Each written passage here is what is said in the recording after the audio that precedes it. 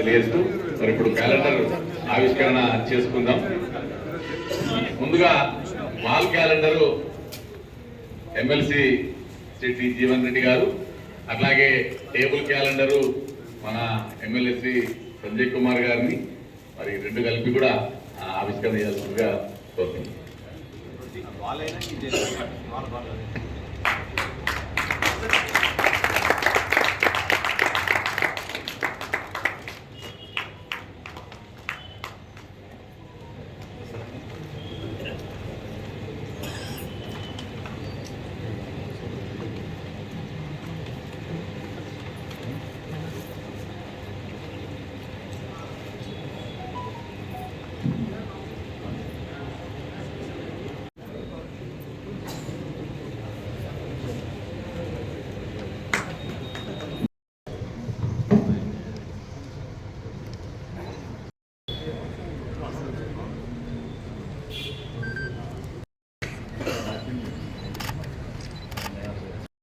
జిల్లా ప్రధాన కార్యదర్శి బోయినపల్లి ప్రసాదరావు గారు వేదికపైకి రావాల్సిందిగా కోరుతున్నాం.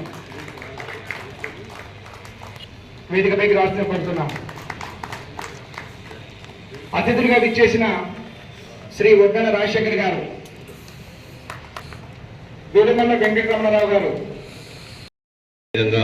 జిల్లా కార్యనిర్వాహక సమావేశం కూడా ఇదే వేదికగా కొనసాగుతుంది కాబట్టి మీ అందరికీ స్వాగతం తెలియజేస్తూ, క్యాలెండర్ తయారీలో చూసిన రాష్ట్రంలో అమలైన విధంగా ప్రభుత్వం కింద ప్రయత్నం చేస్తే నిజంగా విద్యార్థుల లోపల చాలా మార్పు జరుగుతుంది. ఎందుకంటే నూతన జాతీయ విద్యా విధానాన్ని ఒకసారి చూసుకున్నట్టయితే పిల్లల లోపల గతంలో ఒక దశాబ్దాల తరబడి ఉన్నటువంటి సిలబస్ లో కాలానికి అనుగుణంగా మార్చినట్టయితే పిల్లల లోపల మోరల్ వాల్యూస్ ఎక్కువ ఇంప్రూవ్ అవుతాయి. నైపుణ్యంతో కూడినటువంటి విద్యను అందించే అవకాశం ఉంటుంది. మరి యువత తప్పుదో పట్టకుండా పిల్లలకు మంచి కేరింగ్ గైడెన్స్ కూడా పొందుపరచడం జరిగింది.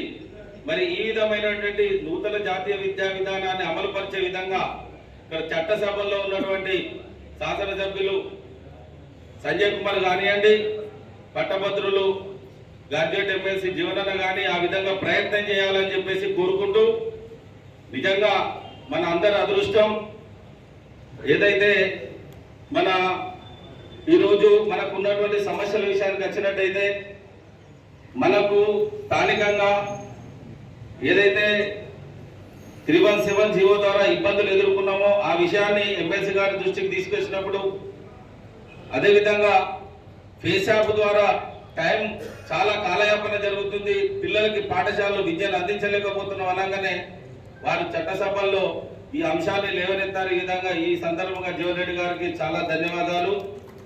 అదేవిధంగా ప్రభుత్వ పాఠశాలలో విద్యను అందించడం మాకున్నటువంటి టైము విద్యేతర పనులకే సరిపోతుందని చెప్పేసి సందర్భంగా తెలియజేస్తున్నా. మరి ఆ విధమైనటువంటి సమయం వృధా కాకుండా మాకున్నటువంటి ఇతర పనులు తగ్గే విధంగా ఇప్పుడు బ్రేక్ఫాస్ట్ కానివ్వండి టైం వృధా అవుతుంది. అదేవిధంగా ఫేస్ ఆఫ్ కానివ్వండి, పిల్లల్ని పొద్దున్న అటెండెన్స్ ఫోటో ద్వారా అటెండెన్స్ తీసుకోవడం ఆ విషయం కానివ్వండి, కొత్త ఎఫ్ఎల్ఎన్ ఉన్నతి లాంటి కొత్త స్కీమ్స్ తీసుకొచ్చి ఉపాధ్యాయుల ద్వారా విద్యార్థుల మీద రుద్దడం ద్వారా చాలా ఇబ్బంది అవుతుంది, టైం వృధా అవుతున్నది, పిల్లలకు న్యాయం చేయలేకపోతున్నాం అని చెప్పేసి బాధపడుతున్నాం. కాబట్టి ప్రజాప్రతినిధులు ఇది యంత్రాంగం దృష్టికి తీసుకెళ్లి, అధికారుల దృష్టికి తీసుకెళ్లి ఈ విధానాల్లో మార్పు తీసుకొచ్చే విధంగా ప్రయత్నం చేయాలని చెప్పేసి తెలియజేసుకుంటూ, ఈ అవకాశం ఇచ్చినటువంటి అధ్యక్షుల వారికి ధన్యవాదాలు. జై హింద్, భారత్ మాతాకి జై. మండల స్థాయిలో పర్యవేక్షణ ఉన్నప్పుడు మాత్రమే మీ పాఠశాల నిర్వహణ అనేది సక్రమంగా కొనసాగుతాయి. చెప్పండి, ఇటు హెడ్ మాస్టర్స్ కానీ అటు ఎంఈఓస్ కానీ ఇవి ఎంతవరకు అయితే మనం నియామకం చేసుకోలేమో మన పాఠశాల నిర్వహణ అనేది అత్యధికంగా పొందని చెప్పండి.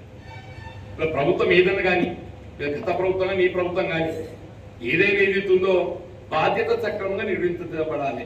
నిర్వహించబడలేకుంటే ఎవరైనా ఏదో జవాబుదారితనం అనేది వాళ్ళ మెడ మీద ఖచ్చితంగా నిలబడతాయని చెప్పండి.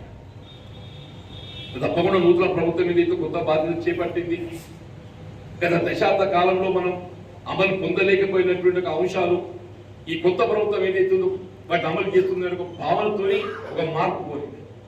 ఆ మార్పులో భాగంగా ఏదైతుందో కొత్త ప్రభుత్వానికి అవకాశం కల్పించింది. అందరూ కూడా ఏదైతుందో ఎంతో ఆశతో చూస్తున్నారు. ఈ కొత్తగా ఏర్పడిన ప్రభుత్వం ఏదైతుందో ఇలా పదోన్నతుల ప్రక్రియతో ఈ ఉపాధ్యాయ కొత్త ఖాళీ భర్తీ చేస్తుంది.